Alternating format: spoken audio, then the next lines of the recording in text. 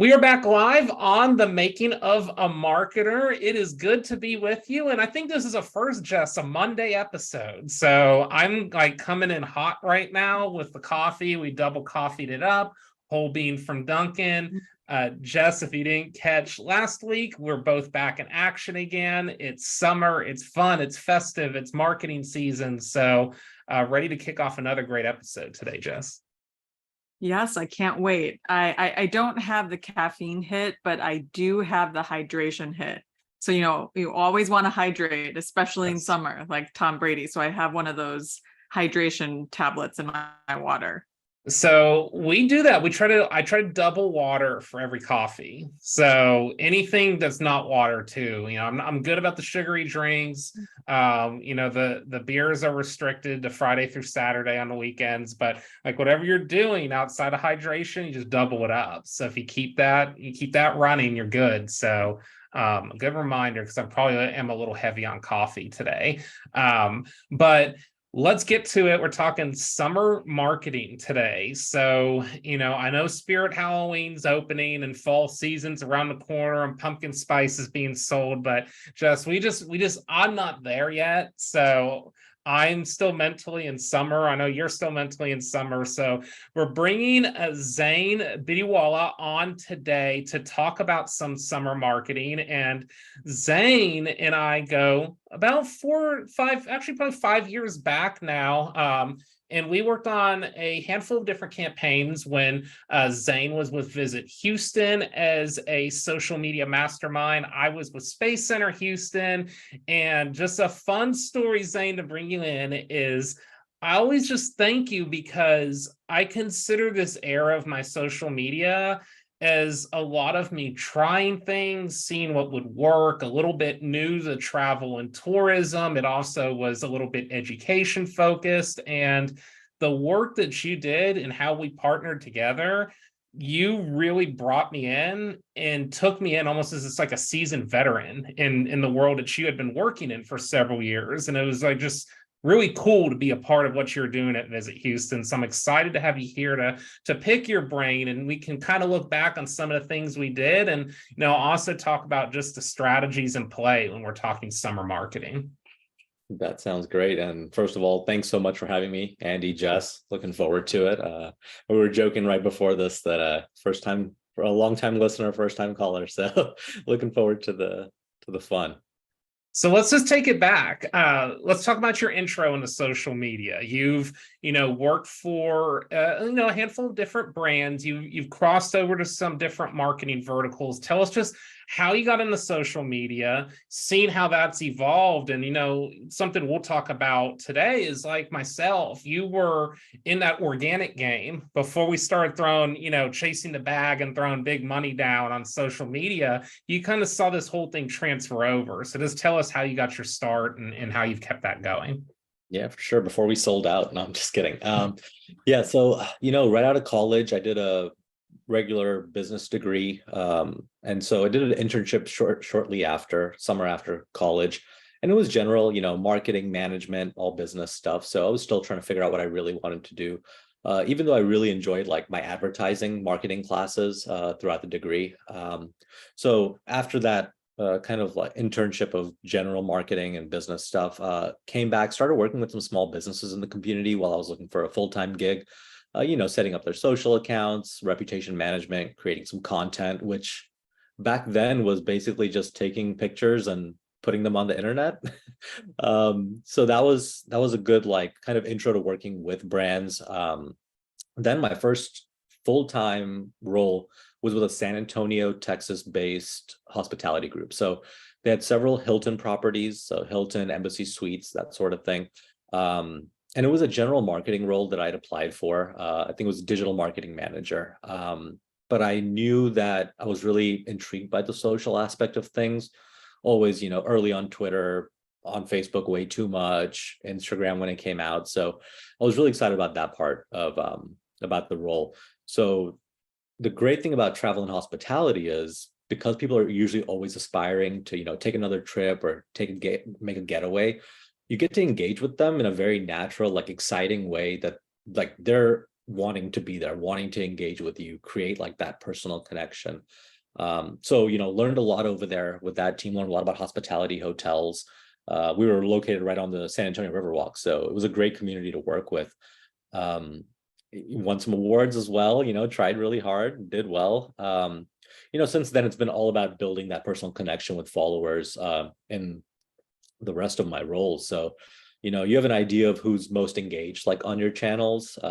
They keep popping up, they like and they comment on all your photos. Really asking them, like bringing them into the fold for your marketing, getting the audience involved in it in a very organic way. I think that produced like a lot of great results for me, made some great friends out of it too. And now, really just consulting for retail, hospitality, food and beverage. Most recently worked with a home decor brand, NBG Home. So yeah, it's been a lot, but learned a lot along the way as well. So I want to get back to you on that about asking your audience, because Jess and we talk about this all the time, and we will derail this podcast for the next 15 minutes if we go straight to that. So we're gonna hold that thought. But important question to go along with that is we ask all of our guests when they come on. We work in such a creative industry. We're trying to pump out content. We're trying to be creative at the same time. We're trying to hit ROI, trying to hit KPIs. We're doing things with shortened staffs. Like so many instances right now that I feel like almost could potentially go against creativity. So when you're trying to stay creative, how do you get unstuck creatively working in this marketing world? No, totally. I feel like a lot of what we do it's not just writer's block, or it's not just creativity block. I feel like there's like it's like this culmination of like having to create, having to like communicate. So there's like various aspects to it. So I'll lead that off with a quote I learned from like a previous supervisor. And he had once said some of the best ideas are improved versions of ideas that already exist. So I think about that several times a week still. And I probably learned this 10 years ago. So really what I do is, if I'm feeling stuck, I'll get on, competitor social media. Like if there's some brands out there that I know, like we're in the same industry or maybe even not, but I really admire their work, I'll just get on their feed, see how they're posting, like how are they communicating with their like audience, the type of content they're creating. I feel like you get so many ideas from what's around you, and you kind of just like, it's like osmosis, right? So you're just in it, and then it kind of just soaks in without you realizing it. So yeah, I feel like that helps the creative process, gets the juices flowing. It's like, and maybe if you can't, exactly, you don't want to exactly copy any content, but it's like, oh, I know how to like lend this type of like format for my brand. So yeah, I feel like it's really just going to the people and the brands that like you respect and like are in your industry and can help you like kind of get you out of that creative funk.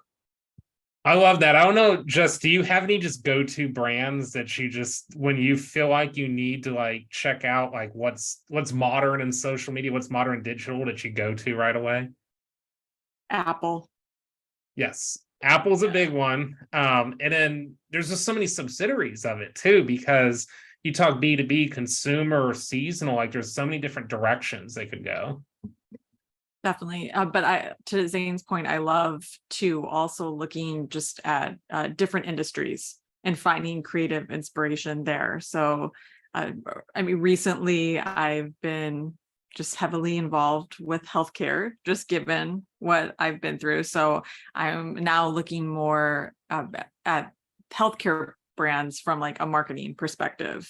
And I'm finding inspiration there, especially as it pertains to communicating and engaging the customers.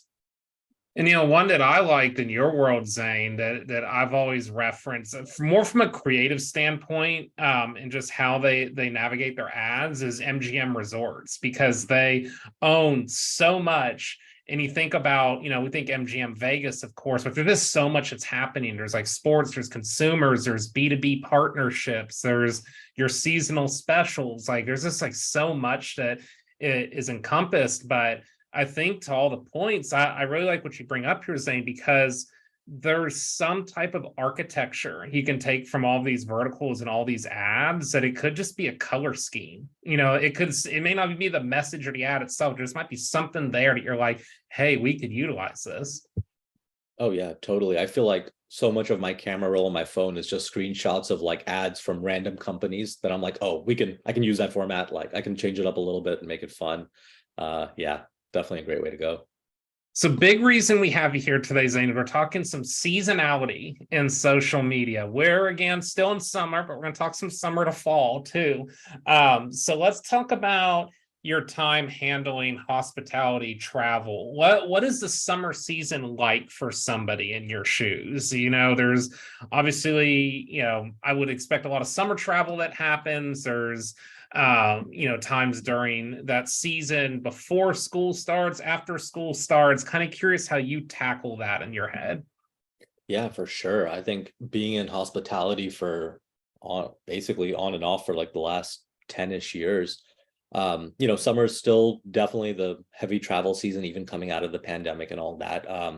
You have a lot of family reunions, right? You have a lot of people getting together to celebrate, kind of enjoy life. You know, we gear up like from January through spring to like really ensure summer is optimized, really getting hotel bookings, getting that traffic on the website through social. I feel like that's like when people are planning. So let's say, you know, March through April, May, they're planning their summer travel, especially if it's domestic travel. 2 to 3 months is usually a good amount of time to plan. Yeah, so I would say really thinking about summer right when January hits. What are we going to do? What is our big campaign messaging? You know, targeting people both in and out of state. And then, you know, when you get into summer, so May, June, everyone's getting off of school, they're starting to take some more time off of work. I feel like most people already have their big trips planned for the season, but you still have those like quick weekend getaways that people want to get away for, looking for an escape. And that's mostly going to be your drive market. So within 200 to 300 miles, at least in Texas, I mean, just going from San Antonio to Dallas is like almost 300 miles. So it's just a, you know, a quick 4 hours. But, you know, working with hotel partners to see which days and weekends are like kind of not as busy as the rest throughout summer. So that's kind of more on the spot decision making. So you're maybe 3 weeks out and you're like, okay, we have a lot of vacancies like the weekend of, you know, the last weekend of say July. And really targeting those, getting some great deals on websites and social, getting some traffic, getting some eyeballs, to be like, oh yeah, we have some big vacations planned, but we can go to Houston or we can go to San Antonio for a weekend. It's a really good deal, kind of makes sense. So yeah, I think there's that pre-planning phase and like the heavy like lifting, like right before summer starts, March, April, May, and then you have like those quick one-offs, like during the summer where you just need to get some hotel rooms filled or get some people on flights. So yeah, that's kind of what it's looked like, you know, throughout my career so far. And that's something too, that's knowing your market. So you talked about driving. If you live in Texas, you know the market that driving to San Antonio, like it could seem like it's far, 3.5 hours, but people in Houston specifically, they're so in tune with driving. Like that's the mode of transportation. We don't, you know, Zay, we don't have subways, there's not mass transit, like people commute an hour and a half into work, an hour and a half back. So driving is more you know, normal to have those weekends. So you kind of know your audience, you style it around there. Where I moved to Pittsburgh, and one thing that was kind of caught me off guard at first is if I have to travel somewhere, it's an hour, people are like, that's a long way. And I'm like, no, that's just like a drive to work for me. So like, it's kind of like knowing your audience too, that you're trying to hit your drive audience during the summer. It sounds like, you know, you start that planning early for summer vacations all the way back in January. And it sounds like you're almost segmenting your message that you're sending out by these different time frames. Yeah, totally. I feel like it's kind of when you're in that January, February, March, you're trying to get people that are going to come down to town for a week or so, you know, like that's going to be their big trip. You're trying to convince them that, you know, my time in Visit Houston, like this is the place, there's enough to do for a week here. You can entertain the kids, you can entertain the grandparents, obviously the parents. There's something for everybody. So you're trying to tell that story, that messaging over those 2-3 months that you're hitting it heavy. So let's talk about that. You know, coming into Houston, event marketing, there's a lot going on, big, small, medium, everything in between. Do you, to do this, you know, I'm not an event marketer. I know, Zane, you probably learned a lot about event marketing in your role. But basically, I've been asked to do social media event planning. I'd never done it before till I did it before. So is there almost a strategy once you get into that season and you're trying to encompass everything in Houston and what that entails? And does that at all differ, from what you're doing at Visit Houston when you start going specific event by event? Yeah, no, that's a great question. The way I kind of broke it up is I try to create formulas, and social people don't think too much about numbers unless it comes down to like, how many likes do we get or what's our conversion rate? I feel like the way I made it is I felt like Houston was really good at a few things. I feel like tons of outdoor space, great food scene, beautiful views all around the city, that sort of thing. So I would create a formula for our social media, like we want to touch on almost like a pattern, like let's post about some great food story from this week or like great restaurant or a pop-up that's coming up or some skyline shots to show the beauty of the city. Let's show off the green spaces, that sort of thing. And then obviously Houston has a huge museum like culture, a lot of arts and culture. So like trying to touch on all of those subjects to give a little taste of what the city is to everybody. During the summer, I would kind of exclude the outdoor activities just because I don't know if you've looked at the temperature lately. It's it's toasty in Texas during summer, but yeah. So event based, like really trying to break it into a formula so that you give love to all the the great things that make a city amazing, make it worth visiting for a week. We're trying to convince people that Houston is somewhere you can visit and like take up a lot of time and have great experience. So yeah, I would say formulate it.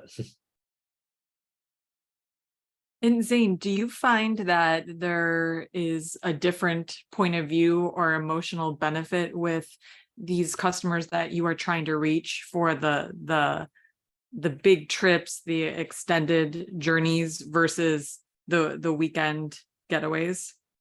Yeah, for sure. I think there's storytelling in both, but I feel like you're trying to tell a more like comprehensive story for like the people that are like planning a week-long vacation. We want to show them it's hot, but there's a ton of things to do indoors. There's tons of green spaces to enjoy in the mornings. There's a great food culture that could like keep you busy the entire week. So really showing the emotions that people have. Like we did a video campaign where we sent out our videographer at the time and he would go film people at all these destinations to really capture that emotion. And then that's kind of like the more long tail planning, whereas the short weekend trips, it's like, oh, here's a guide, like 36 hours in Houston, you can get here Friday night, you have all day Saturday and half day Sunday. Like, here's your guide to like get here, not think about anything, do the things, and then, get back to normal life. So yeah, storytelling on both sides of it, but definitely more comprehensive, for the trying to get a whole family to come down here for a week. It's a lot of economic value in that. Zane, inadvertently, using that emotional appeal about the good eats and drinks and whatnot. This was pre-fiance Kristen when I was living in Houston, but inadvertently, I actually used your suggestions off Visit Houston and pop up on the blog for some of my dating experiences. So, hey, there is another emotional aspect right there to what she could provide on social media. Wow, you just put a smile on my face. All the work I did amounted to something. Thank you. Yes. And here's the best part. We're all gonna laugh at this in social media. That experience right there created some net positive ROI for the places that I used. But if you're grading me by last click attribution, there's no attribution there. You just gotta believe it works. I don't know if I even engaged on the post, but it still worked. It still got some ROI. There you go. I can't measure everything, but if someone's getting some value out of it, we'll see it down the road, pop up in some numbers somewhere. But yeah. Well, let's talk about let's shed some light into talking about the look and feel of assets. So you talked a lot about hitting on emotions. So you're talking about people that are spending a week in Houston. We're talking about people for some quick experiences on the weekend, drive markets. UGC was a big thing we tried to put into play in Space Center Houston. So I really wanted to rethink how we were doing photography when we're talking about getting travelers coming in. I felt like I needed more people to see themselves. I also wanted to reward people for using our hashtags. So I tried to, in a weird way, and this isn't always the easiest conversation in a creative circle, is I wanted to make our feel less produced. I was like, how can we be professional but less produced? And I'm curious your thoughts as you're trying to appeal to emotion and utilizing these platforms properly. What was your style to get people in the door? Yeah, I think you made a great point. Like I feel, like in the early days of social, the early 2010s up until 2016 17, I feel like that produced look was like, oh, it's like a movie or like a TV show, and like this advertisement's trying to appeal to me. And really I feel like 2017 2018 things really changed, where it's like that more organic, like not overly produced look is just like really took over. And I feel like that's just even more so the case now with everybody creating content, especially video content, at their fingertips. But when we were planning our summer campaigns, for me, it was all about bringing the season to them. So maybe they're in New York and it's March and it's just about to maybe start warming up. I want to start getting some content out there that was like, you're poolside, you're enjoying a beverage, you got plans for the day, you have AC inside. So really bringing the season to the people before they've even planned the trip, get them in that mode that that's what they want to do. Show the summer vibes by the pool, light summery meals, refreshing beverages, that sort of thing was always kind of like the go-to for me. Because if you're planning, you don't want to see it. You don't want to see a city how it is in winter. You want to see it how it is in summer if you're planning to go there. Yeah, so I would say bring the season to people, give them the experience before they even get there. Give them a taste of it at least, right? If you show too much, maybe they feel like they've already experienced it. They can consider a different destination or hotel, what have you. But yeah, giving them enough of a taste of it, I would say is the best way.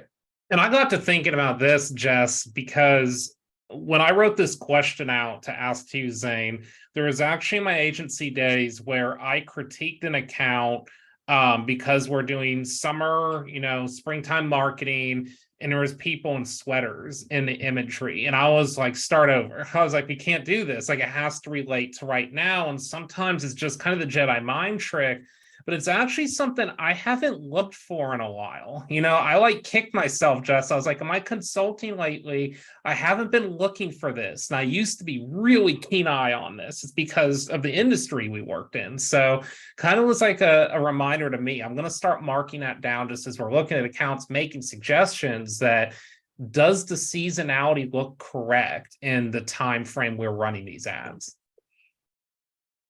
This makes me think about one of the big blockbuster releases this summer with Barbie, and just the visuals are such a key aspect. And I haven't seen the movie yet, but it just, from everything that I've seen visually, it seems like it's really portraying a summer vibe. And I think that's playing into the way people are consuming the content and going to the theater and dressing a certain way. I mean, it's not a winter movie. Let's put it that way. I mean, it's Barbie everywhere right now. TikTok, it's Barbie. Facebook, it's Barbie. I've seen LinkedIn stuff on Barbie. Like, if I were a company, and this is something that I haven't done a ton of, but just piggybacking off this, like you get this window of opportunity in social, and Zane, you definitely know about this. It's like you get the window, and you might get that window for a short span, but once it's gone, it's gone. And I feel like we've become so dependent on spending money and targeting that we've almost forgot what that window was like. Like in 2012, 2014, Zane, we didn't have anything to rely on. We just tried to hit something in that window and be relevant for that time. Yeah, totally agreed. I feel like, I think something went viral like I think it was last summer, and I was talking to a buddy and I was like, oh, these guys are popular right now. I guess that'll last about 48 hours. And I kid you not, like within 48 to 72 hours, it wasn't trendy anymore. Yes, it was the Island Boys. I remember now. So you have like such short windows, attention spans keep getting shorter. It's like, yeah, you got to hit it right then. You can't schedule it out if it's Monday for Friday. Like if it's happening now, you got to get the content out, figure it out, like rescheduling later. But you're right. Let's completely flip your mindset now, because you've talked about some of the different ways you've dabbled in social media. Let's talk about NBG Home and dealing with e-commerce seasonally there. So you hit summer.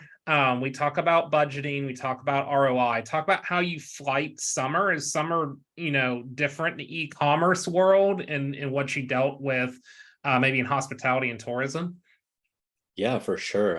That was a awakening, like throughout my career, it's always been like, oh, summer's the season we're targeting, a little bit of winter here and there.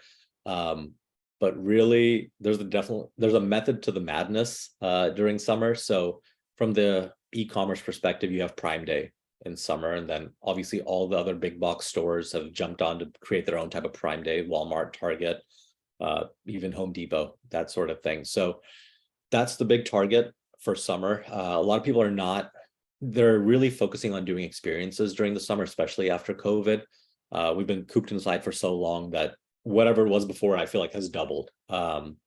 So in summer, you're targeting Prime Day, that sort of thing. And then in winter, obviously a huge e-commerce season. But in summer, it's like a catch-all. So people are thinking about their living spaces, bedrooms, bathrooms, that sort of thing. What's on sale, what's a good deal right now, especially during Prime Day, everything looks like a great deal. Also, it's a great time to liquidate products you don't plan on bringing back for more production runs. So if you're trying to like just get rid of a lot of product, discount it heavily or make it look that way, at least throw it up on Prime Day, and hopefully you flush out a lot of inventory that you can free up space to bring more stuff in, for fall and winter, when it's really heavy e-commerce season. Towards the end of summer, you're downhill into the holiday season, which is big for hosting. So people don't usually gift home decor during the holidays. So it's all about the guest rooms, dining rooms, entertaining spaces, bar carts, extra seating, that sort of thing. And this is stuff that I hadn't really thought about before, but when you think about it, it makes sense. Really hone in on new products in the winter time to build like customers and reviews, because then you're thinking about like the spring refresh, right? Like, so right after winter, holidays are over, a few months later, it's time for spring. People are spring cleaning. So they also want to change some things around their house. So that's also a point where you can bring in some like tried and true items that you've kind of released over 4 or 5 months, built some reviews for. So yeah, it's an interesting cycle, different than hospitality. Yeah, e-commerce it's been a lot of learning. What I hear a lot from you though on both, Zane, is you aren't getting to like a couple weeks before and being like, oh crap, we have to do this seasonal thing. Like you're having to like really think of this way out in advance to be able to flight for when it gets here.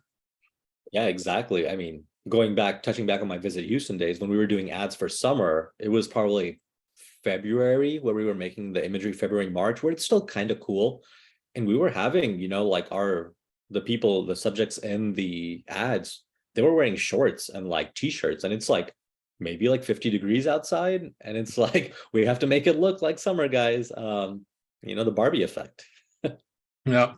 And we know, with our friends in Houston, 50 degrees, Jess, that could be like Arctic cold. So just for like reference there, because, I have some friends that, since I moved up here, that would probably wear shorts when it's 50 degrees by choice. Yeah, exactly. I should have put that caveat. 50 degrees in Houston is really cold. It's Yes. really cold. Yes. Especially, I mean, if the humidity is kicking in a little harder, there's a big difference between cold and humid cold. So if you get humid cold at like 40, it could actually feel a little bit colder, but it's still a different framing of cold in Houston. Talking about putting this all together, Zane, we're talking about paid, we're talking about organic. I feel like Jess and I will consult companies, and it's almost like if we talk organic, we talk paid, it's almost like completely different teams, the way that social's gone now. Or, it's person that specializes in one, but not the other.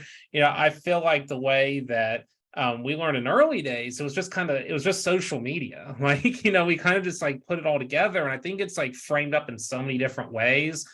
Something that I would love to encourage for, some of the younger listeners on this podcast is to try and challenge yourself to learn both. And if it's both isn't under your title, go out and just practice, with maybe some freelance or take some certifications, learn from some influencers, whatever it is. Because I don't know about you, but I feel like it's helped me so much just working on both sides of it that I'm able to kind of put the whole chessboard together because I know how all of them can combine into one.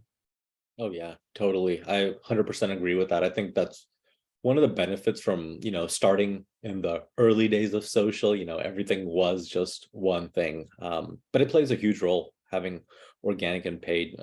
Firstly, you never want an ad to feel like an ad, right? So I feel like something that performs really well on organic, you could leverage for a paid ad. I feel like some of the best ads or content do the same thing. Like they have like a purpose, right? They entertain, they educate, or they engage the audience. So yeah, organic and paid, I feel like as long as you're like providing value to the audience, you build that trust on both ways. People, I learned something or heard something like just not too long ago, and it's like people don't buy from brands, they buy from other people. So make it feel organic. Don't be, for lack of a better term, too thirsty, right? Overselling. And that I feel like just makes it all the more engaging.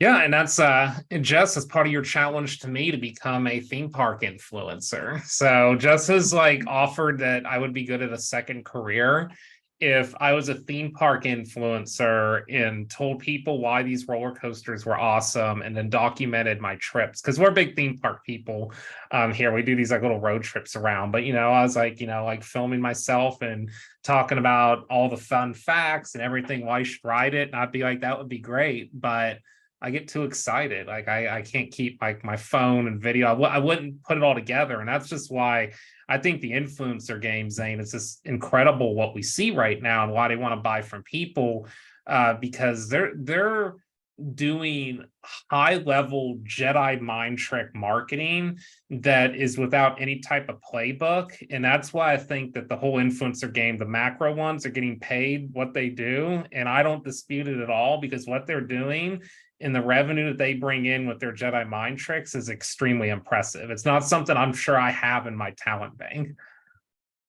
Well, if anyone's going to be a theme park influencer, it is you, Andy. I totally agree with Jess on that. Yes. I mean, one of these days. Yeah, in social, it's tough, right? When we get a moment away from our phones and stuff, we want to take that moment away from the phone. So yes. Can't blame you. Well, a few more questions, Zane. So I want to take it back. We'd be remiss if we didn't talk about 2019, where you launched this epic seasonal summer campaign. Long story short, it's Space Center Houston, City of Houston celebration, 50 years since the moon landing. We get one shot at this.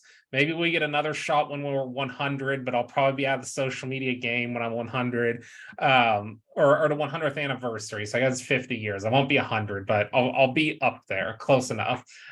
So we get one shot at the city-long celebration, Zane. Like, it's Visit Houston. You had a lot of pressure because you're encompassing not like one place, two places. You're trying to cover an entire city with a celebration. And you come up with this Spacey Casey mascot where you actually were the mascot at times, and do this promotion around UGC, incorporating in the Space Center, incorporating the restaurants, like everywhere. Like, just take us through this, because when you came to us with this idea, I was like, that's genius right there. I remember shaking my head. I was like, yeah, like this is gonna cover some ground and putting a character to the celebration. I just had never been in a room where somebody was talking about this. Like, I just was kind of like soaking it all in each week when this was coming about. Yeah, that was a lot of fun. And thank you for the compliments, but that was a huge team effort. Yeah, I still sweat thinking about those days in that spacesuit, Andy. I still do. But really that all started, it obviously came up, you kind of set it up perfectly that we had to do something big for this 50th anniversary of the moon landing, show Houston's connection to space travel and the universe, all those big things. And we were in a room and our PR team was there, social, paid ad team, performance marketing, all that.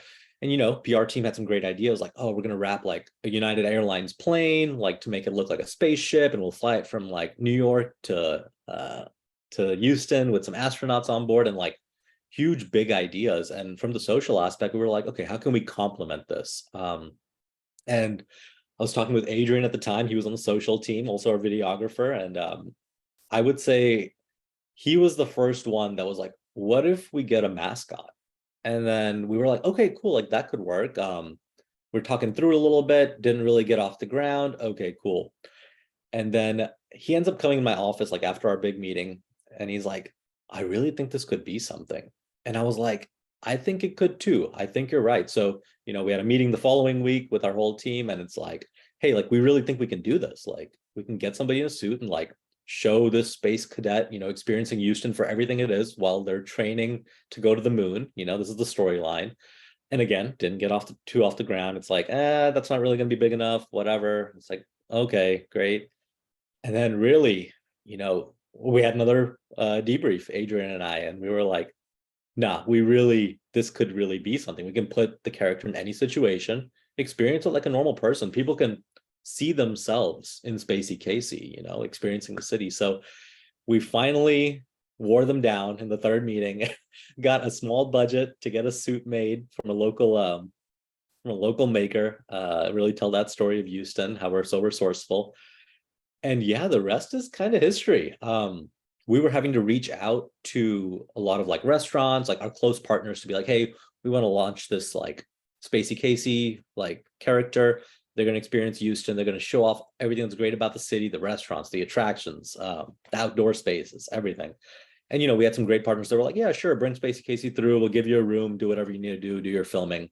And it was like basically 2-minute episodes of Spacey Casey doing, visiting a specific place each episode. Yeah. And then by the end of it, I think we got to 22 episodes throughout the summer.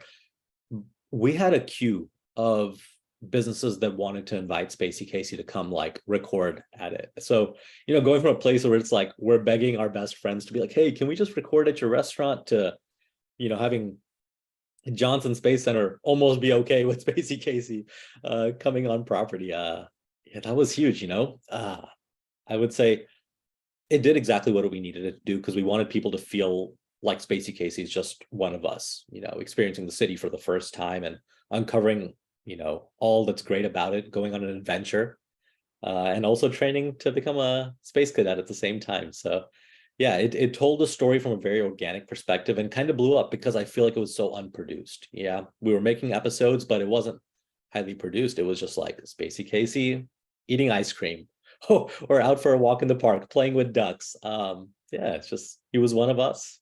And let's also talk about, Spacey Casey like encompass so much for all of Houston, but even, you talk about like pitching this to management, talk about those metrics, like your impression share was through the roof. It helped Space Center, we combined with Spacey Casey efforts for our particular celebration, but also mixed and matched. We had the highest attendance we had ever had at the center for that one day. It's just, there was so much that came together, but it's like a strategy. You're going to pitch this, you end up getting the metrics at the end that you need, but we didn't exactly have like to go to the drawing board and say, hey, if we do X, we're going to get Y conversions. You just went for a hunch and it worked.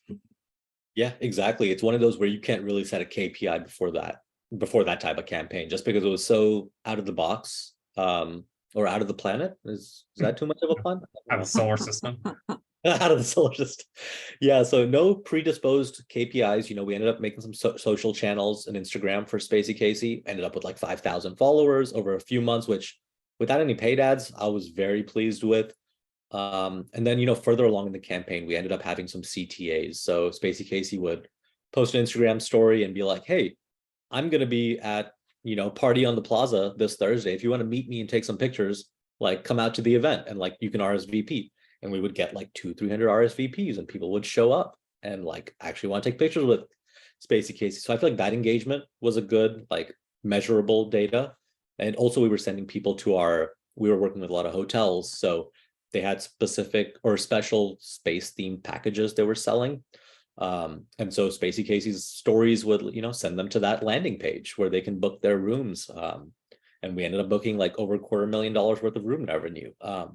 So those kind of things that we wouldn't have thought of before, it kind of just happened as we went, like how can we make this organic, not salesy, but then also show value?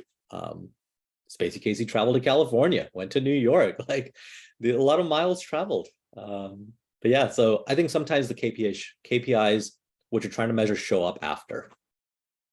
Justin, I know you love this because we talk about so often on screen, off screen, just do it. Like if you got an idea, we want, our social media folks, our different management teams and customers we consult. A lot of times, if we think the idea is good, it's just go out there and do it, see what happens. And then we can try to fine tune it as you go. But if you don't ever do it, you don't ever know. And I think this is a great instance, Jess, of what we always talk about.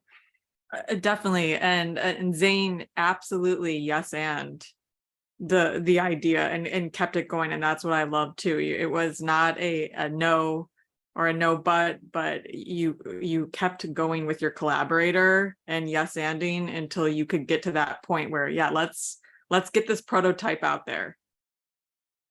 Exactly. I think that was one of the most fulfilling experiences of my career, because it's like, it's not been done before, really, right? Like some big brands have done mascots and that sort of thing, but we had never worked with anybody that had some insight into this or how to launch it. I mean, getting Spacey Casey, the launch was at a Houston Rockets game. We had a connection there, and they were like, "Okay, you want to put a space guy out on the floor during halftime to like shoot out some shirts from a cannon?" It's like, yes, that would be perfect. Like that would be the perfect like launch for this. Like he's just one of us, or they're just one of us. Yeah, and then yes, Andy, you're right. I was in the suit for the first 3 episodes before we had the funds to hire an actor. Yeah. Yes, my backpack broke while I was on the Rockets arena floor. Yeah, and it's dangling by my ankles, and I'm trying to shoot shirts out of a cannon. That was something. No, I remember that really well because Just Fun's story here, when he came to Space Center, there's certain areas you could just walk in, but there's certain areas if you're shooting footage, I basically had to be like a chaperone for like partners, influencers and whatnot. There were, like employee-only areas. So there was one shoot I distinctly remember, Zane. We did it outside. I want to say this was like June maybe, so we're already like in the 90 plus degrees range, and you're in that suit and we're doing take after take after take on this open field where there's like no shade or anything, just beating down on you in that suit. And I was like, this has got to be miserable right now, but it was rewarding in the end is what the crucial part was. Yeah, for sure. I mean, once we got that proving ground and we were able to hire an actor, it was a godsend, definitely. But I know we're closing in on time here, Zane. So once again, just a huge thank you for joining us today. Zane Bidiwala, if you're not following him on LinkedIn, be sure to follow him, a wealth of social media knowledge. And again, super thank you for incorporating me into this in the past, working together, a great social media all-star team. I like to call it, I think back just career, like the social media career, it's got roller coasters of ups and downs, but like one of the biggest ups I had is when we partnered and we were in New York City on top of a, I guess not a skyscraper, but on top of a very high building on a rooftop bar, like just enjoying the fruits of our labor. And I was like, man, like, we might actually make a career out of this thing. So is Zane and I up there having a blast during that promotion. So again, just thank you for everything. Keep tabs, as this social media career goes on. And we learned a lot today just hearing you talk through all of these different campaigns that you've done. Yeah, for sure. No, it was a pleasure working with you on that campaign, Andy. And thanks so much for having me out, Jess, Andy. Really appreciate it. And I think the one parting advice is just try it. Just try it. It'll work out. If you care enough, it'll work out. I love it. Thank you, Zane. Thanks, y'all. Zane. Have fun. Well, Jess, I love the parting note right there. Just try it. That was our thing on this podcast. Like we just tried it and see what's going to happen. I think we still are. There's still a lot of levers we're always testing. So I think it's just so important to routinely hear that from marketers. Mm-hmm. Yeah, getting out there and doing it, and to an extent always being in a discovery phase. But I loved Zane's story, and I am definitely going to post. We'll have to find the footage of Spacey Casey. We Yes. need to post it to this episode because that is just brilliant. And it actually sounds like version 1 or V1 of an influencer, if you think Yes. about it.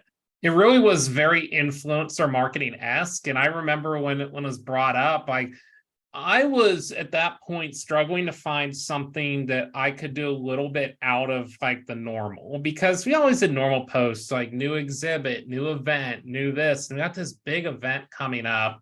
And we're trying to connect everything with the city of Houston. So like the hard thing is in these meetings. So we had Space Center Houston, we had Visit Houston, we also had other members. We had NASA in there. We just had a lot of different marketing teams, like, and every marketing team has different messaging, different KPIs, different everything. It's so hard to find something that encompasses everything.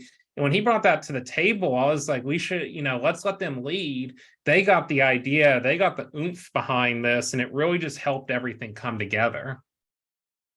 Yes. And now I'm thinking, I'm ending this. And speaking of Zane's way of getting unstuck creatively, for you, Andy, upcoming influencer at these theme parks, I'm thinking you and Kristen, you need to be like a mascot or an alter ego. And then that's the way that you're gonna, stand out.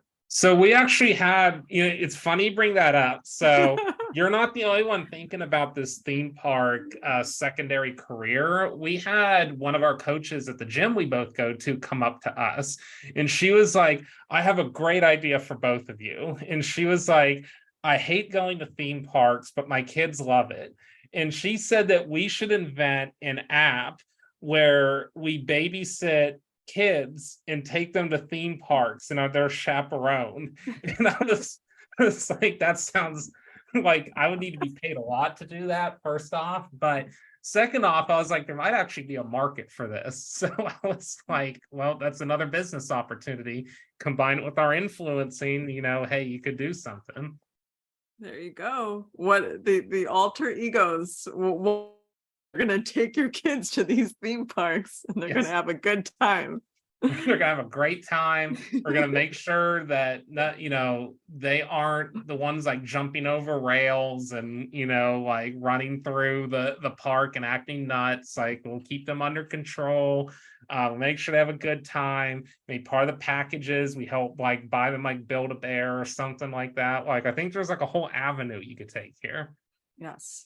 There is something there is no way I'm squashing this idea or inspiration. I remember when I was in one of my entrepreneur classes and we had to come up with ideas and come up with a business plan. And mine was at the time,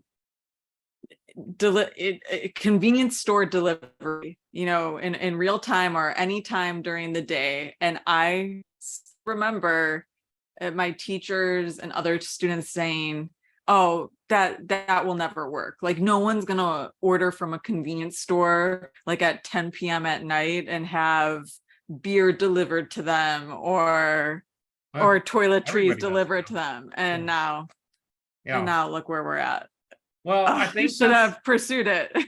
Well, no, you know what I think about on that too. So like, let's just take it through like a paid perspective. Like, there's always just this, we're not sure this will not work. Like, I want to put a hat on, say I'm a hypothetical CMO, VP of marketing, whatever it may be. Something that I'm fighting for in this role is I'm giving my team a testing budget. So everyone's afraid about putting money into the pool and wasting money, but I need my team to test and try ideas out to see if it'll work. And there's no way you'll be able to tell unless you put it into action sometimes. And that's when we consult companies. Sometimes I find that that's tough, is they don't want to risk it because it's going to fall on them and they're going to be scared of risking it. So what if there was a comfortability built in from CMO, VP of marketing? There's this test budget, apply it to the test budget. It's not a high budget. Put it into action, see if it works. We run it for this length of time. And then we convene again at the end of the duration and see if this becomes a main marketing message. If it loses, I just don't feel like there's as big of a loss for trying things as people make it out to be in our industry. Absolutely. Because then you learn from it and then you can capture what you need to move forward. So then you're gaining a deeper understanding. And that's something else that I really picked up from Zane, which I like fully enjoyed, talking about the customer mindset. Like you could tell just based on everything that he was saying and the planning that went into all of the campaigns that he's launched during the summer, that he knows his customer very well. He Yep. knows their mindsets. He knows their emotional drivers. Like he's very close to them, and that, as we've talked about so many times and so many episodes, is so key if you really want to engage them. And if you really want to know the customers, so we listened to Zane talk about asking the customer directly. We also talked to somebody like several months ago at the C-level realms of Super Tim, and he talked about even at his stature, at his company, he's still asking customers one-to-one. And I think it's important to have that aspect because we look at these different fancy tools now. There's, social media listening will give you like an attribution of what, happy, sad is. There's surveys that get sent out. There's third-party research firms. There's all of this stuff. But I feel like we're doing it at the peril of not asking our customers enough questions. And we all have the power to do that. You and I do sessions. We can simply ask at the end, what was most helpful? What is your greatest takeaway from this? What are you looking to do with your marketing? Like just asking things. And I think that's something that is really important for all of us in marketing to get on and just ask those questions about what is the customer looking for. Mm-hmm. And if you really want to get over your fear, you can do something that I have done before. And let me tell you, I was very scared initially, but you really can just go out on the street and have a conversation with your customer and ask them directly. You're going to get a lot of no's, but there will be people that will stop and will share their story, and it will pique your curiosity. And it's very exciting. Yes. And then it's such an engaging, I think for the customer too, if we even take this like the B2B, they actually love being talked to like that, because it's a natural, like fluid conversation. You're looking for feedback. You want to see how you both can, have that natural flow and benefit working together. And it sometimes comes off a lot less harsh than like studying a survey, So I think it's important to try to do that. Right. Yes. A lot of people love that type of conversation, because if you think about it, you're coming in and you're really genuinely interested in the customer and you want to know their story, and people love to share their stories and they love to feel like they're being listened to and being heard. Definitely. And, you get that camaraderie going, the sky's the limit. You get really smart marketers in the room and they're listening to each other and willing to explore ideas with each other. It goes so far. Something Zane said too, where he pitched the idea, pitched it again, pitched it a third time, got it through. You only accomplish getting a big campaign through if you feel confident that you can present it. I think there's so many marketers that don't feel confident they can even get like through the first layer of red tape, so they just never do it. So I would wager to say that there's thousands and thousands of ideas that are sitting on the table somewhere, and someone might present it to the company they're at right now and get it all the way through, or somebody might hold that idea and they might wait for they get that moment to where they feel confident and they might hit it out of the park. But most of these like big ideas, especially with like e-commerce brands, Barbie, things like that, there's some marketing person's probably been sitting on this idea for a long time. Like, I don't think that, I know it can happen, but I think for the most part, it just doesn't happen like overnight. Like, they've been thinking about this, but they have to be confident enough to try to push it through to be successful. Mm-hmm. Absolutely. We talk a lot about idea generation at Stanford. There's a lot of research that's been done on this. And I can tell you just from what I've learned and what I've seen coming out of the D School, you need 1,000 ideas in order for one of them to be commercially successful. So going back to the yes and, going back to like, do not squash the ideas, continue to build on the ideas and thinking about them and just generate, because then that's when you're going to get to that success. I love that. It's not one success. idea.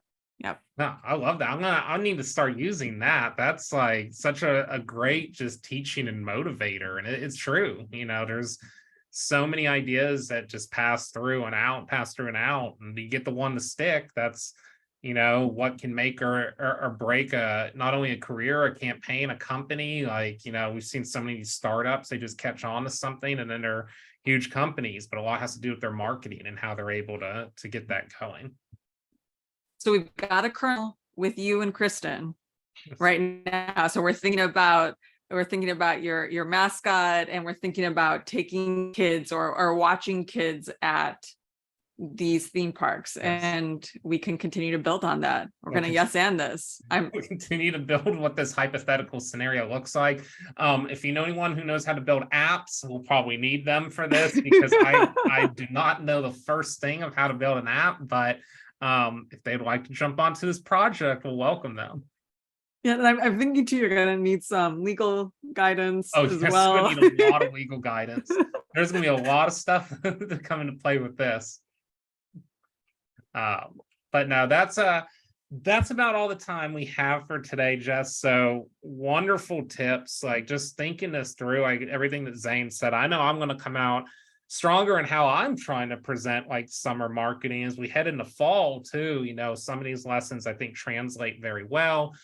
Pumpkin spice, Halloween costumes, like we'll be talking about that soon. Are you not a pumpkin spice person, Jess? I you know, you be you. I love it. I know I love seasonality. I love like themes and what's happening during each season, but I am laughing because you're right. I mean, people are already thinking about it. The marketing is already out there, and that and like we said at the start of the show, like I am not ready for it, but Zane disproved like my thought that, you know, I need to be ready for it. Like most people are ready for it. Yes. How, you know, it's funny because Halloween used to feel like this like 4 to 5 week buildup. Now it's like as soon as like 4th of July ends, like I know in a few weeks that Pumpkin Spice and Halloween Superstore is going to open. And I'm like, huh? when did this get? It's gotten a lot more aggressive. So that'll be coming around the corner. We can do some things with fall marketing for sure, but I'll wait till it's close a little bit like actual fall before we get there. So but great episode once again, Jess. Looking forward to keeping this momentum going. And as always, you know, just a lot to be taken away again. So thank you for another good one. Yes, thank you. And we'll be back next week. So stick with us again. Making a Marketer podcast, Marketing Podcast Network, Spotify, LinkedIn Live for live show, all these places. We'll be with you next week, and we'll see you then. Bye.